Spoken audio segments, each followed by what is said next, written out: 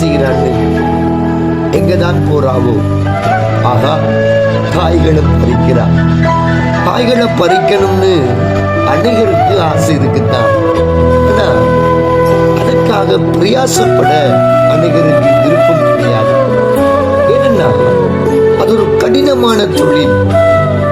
மண்ணை நல்லா உழுது பயன்படுத்தி பதப்படுத்தி அதை கற்புறந்தான் பயிர்களை நட வேண்டி இருக்கும்.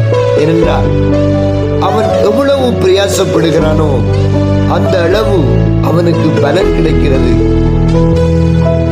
சத்திய வேதம் சொல்லுகிறது, பிரயாசப்பட்டு பயிரிடுகிறவன் பலனில் முந்தி பங்கடைய வேண்டும் என்று. உண்மைதான். ஒரு மனிதன் வீணரை பின்பற்றி திரிகிறதை விட பிரயாசப்பட்டு தன் நிலத்தை பயிரிட்டால் அதனால் வரும் பலனையும் அவன் கண்டடைவான். ஏனென்றால் தன் நிலத்தை பயிரிடுகிறவன் ஆகாரத்தால் திருப்தியாவான். வீணரை பின்பற்றுகிறவனோ வறுமையால் நிறைந்திருப்பான் என்றும் வேதம் காண்பிக்கிறது.